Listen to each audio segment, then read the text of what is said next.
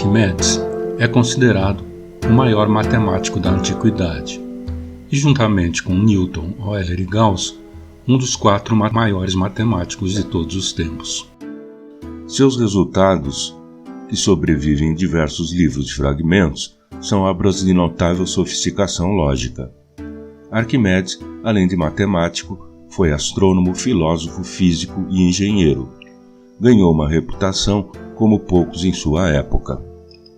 Embora os Elementos de Euclides seja considerado o livro científico mais influente de todos os tempos, ele é um compêndio de resultados de vários pesquisadores e não de apenas um.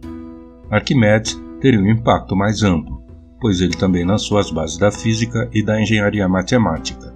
Foi Arquimedes quem forneceu as ferramentas básicas que tornaram possíveis as descobertas posteriores de Galileu, Newton e Einstein. Assim, seu trabalho teve mais influência e foi mais abrangente, combinando grandes avanços teóricos e práticos de uma forma inigualável por seus sucessores. Disse que Arquimedes foi assassinado por um soldado romano durante um ataque à sua cidade, contra as ordens do general romano Marcelo. Embora os gregos tenham dito que ele foi morto enquanto escrevia candidamente uma equação na areia, é fato que foi Arquimedes quem projetou as armas que devastaram o exército romano durante a invasão. A garra de Arquimedes foi uma arma projetada para defender a muralha da cidade de Siracusa, voltada para o mar, de ataques anfíbios. Era uma espécie de grua equipada com um gancho ou um arpão capaz de levantar navios da água e então derrubá-los. Arquimedes pode ter usado espelhos agindo em conjunto com um refletor parabólico para atear fogo em navios que atacassem Siracusa. Agora, eu vou desviar um pouco da matemática para a física apenas para apresentar algumas das histórias mais interessantes sobre Arquimedes. Naturalmente, Arquimedes é mais conhecido pela história clássica e como ele descobriu os princípios da densidade e flutuabilidade.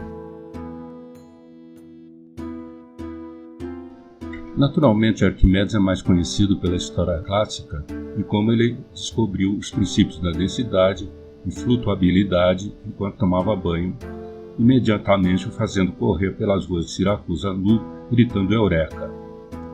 Porém, ele é conhecido por muitos outros feitos importantes que até hoje pertencem às ciências físicas e que valem a pena ser mencionados nesse trabalho. Ele delineou os princípios matemáticos da alavanca, uma das máquinas mais antigas. Criou sistemas de polia elaborados, supostamente capazes de fazer mover um navio em tamanho real, puxando uma única corda. Definiu o conceito de centrigravidade. Criou o campo da estática, usando a geometria grega para encontrar estados de equilíbrio. Reputado por ter construído muitas invenções, incluindo um parafuso de água, para irrigação e máquinas de guerra que ajudaram Siracusa contra Roma na Primeira Guerra Púnica. Alguns atribuem a ele a invenção do odômetro durante esse período, embora isso não tenha sido comprovado. Mas talvez a maior conquista de Arquimedes tenha sido reconciliar o grande erro de Aristóteles de separar a matemática da natureza. Como o primeiro físico matemático, ele mostrou que a matemática detalhada poderia ser aplicada com criatividade e imaginação para resultados teóricos e práticos. O princípio hidrostático. O princípio hidrostático de Arquimedes afirma que um corpo imerso num fluido experimenta uma força de flutuação igual ao peso do fluido deslocado. Em outras palavras, todo objeto imerso, total ou parcialmente num fluido, faz-se flutuar por uma força igual ao peso do fluido deslocado por esse objeto. Então a flutuação é igual ao peso do fluido deslocado. Suponha que o peso de uma esfera seja de 7 newtons, quando suspensa por um fio ligado a uma balança. Quando a esfera é baixada até a água, desloca uma quantidade de água de 4 newtons de peso. A força que então exerce sobre o fio na qual está pendurada seria de 10 newtons menos 4 newtons da força flutuante, igual a 6 newtons. A flutuação reduz o peso aparente dos objetos. A história mais amplamente conhecida sobre Arquimedes fala de como ele inventou um método para determinar o volume de um objeto com um formato irregular. O rei Herão II encomenda uma coroa de ouro a Osíris, coroa que seria entregue como oferenda a um templo. Entretanto, surgiu uma denúncia que colocava em dúvida a honestidade do Óviris. O rei então ficou na dúvida: será que a coroa de ouro puro ou adicionaram algum outro metal menos nobre? O rei Herão convocou seu amigo Arquimedes e lhe expôs a situação. O rei não permitiu que se destruísse a coroa, primeiro por ser uma obra-prima e segundo pela possibilidade da denúncia ser falsa. Arquimedes deveria então desenvolver um outro modo de provar se a coroa era de ouro puro ou não. Era costume dos gregos contemporâneos de Arquimedes apreciarem os banhos tomados em estabelecimentos públicos, onde os amigos se encontravam para discutir assuntos como política e filosofia ou apenas por lazer. Foi em um desses banhos que Arquimedes observou que quanto mais ele emergia na piscina, mais água ele deslocava, e ele observou também que corpos maiores deslocavam mais água que os corpos menores. Então, quando ele percebeu que a partir da quantidade de água deslocada ele poderia saber o volume do corpo que foi imerso no líquido, ele saiu correndo pelas ruas de Siracusa gritando Eureka, que quer dizer encontrei. Arquimedes utilizou o método que acabara de descobrir. Ele fabricou 2 pesos iguais ao da coroa, sendo um de prata e um de ouro. Utilizando um vaso com água até a borda, ele mediu a quantidade de água deslocada pelo bloco de ouro e pelo bloco de prata, chegando à conclusão de que o bloco de ouro desloca menos água que o bloco de prata. Depois ele fez outra experiência onde mediu o volume da coroa e descobriu que ela deslocava mais água que o bloco de ouro do mesmo peso. Esse fato comprovaria que o Óviris tinha sido desonesto e misturado o ouro com a prata. Contava-se que o Óviris só não foi punido severamente porque Arquimedes pediu em seu favor, sendo o Óviris banido do reino. Ainda relacionado com objetos imersos na água, Arquimedes escreveu a primeira obra conhecida sobre hidrostática, da qual Arquimedes é reconhecido como o fundador. O objetivo dos corpos flutuantes era determinar as posições que vários sólidos assumirão ao flutuarem em fluido, de acordo com sua forma e a variação em suas gravidades específicas. Ele contém a primeira declaração do que agora é conhecido como princípio de Arquimedes. Quando o centro de gravidade G estiver acima do centro de empuxo B, o equilíbrio pode ser estável ou não. Vai depender de como se desloca o centro do empuxo B em virtude da mudança na força do volume de líquido deslocado. Movimentando o corpo de sua posição inicial, o deslocamento do centro de empuxo pode fazer com que o torque resultante gire o corpo como na animação.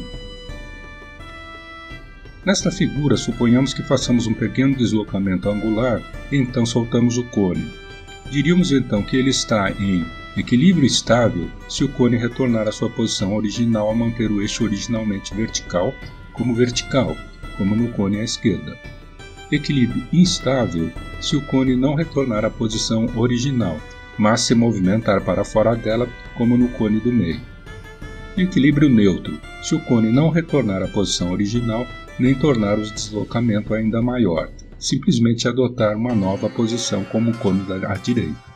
Quando um corpo está flutuando em um líquido, ele está sujeito à ação de 2 forças da mesma intensidade e mesma direção, a vertical, e sentidos opostos: a força peso e o empuxo, ou a força de flutuação. Os pontos de aplicação dessas forças são, respectivamente, o centro de gravidade do corpo G e o centro de empuxo B, que corresponde ao centro de gravidade do líquido deslocado ou centro de empuxo.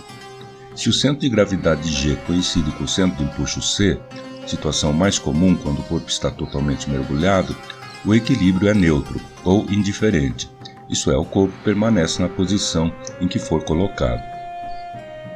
Quando um corpo flutua parcialmente imerso no fluido e se inclina num pequeno ângulo, o volume da parte da água deslocada se altera e, portanto, o centro de empuxo muda de posição.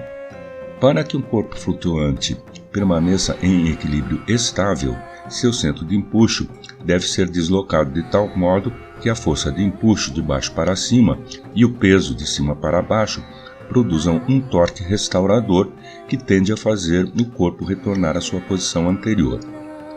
A diferença entre o centro de empuxo e o centro de gravidade é que a posição do centro de gravidade não se altera em relação ao corpo, a menos que ele seja deformado. mas o centro de empuxo do corpo flutuante muda de acordo com a forma do líquido deslocado, porque o centro de empuxo está localizado no centro de gravidade do líquido deslocado do corpo. Quando o centro de gravidade G estiver acima do centro de empuxo B, o equilíbrio pode ser estável ou não, vai depender de como se desloca o centro de empuxo B em virtude da mudança na força do líquido deslocado. Movimentando o corpo de sua posição inicial, o deslocamento do centro de empuxo pode fazer com que o torque resultante gire o corpo, como vimos na animação.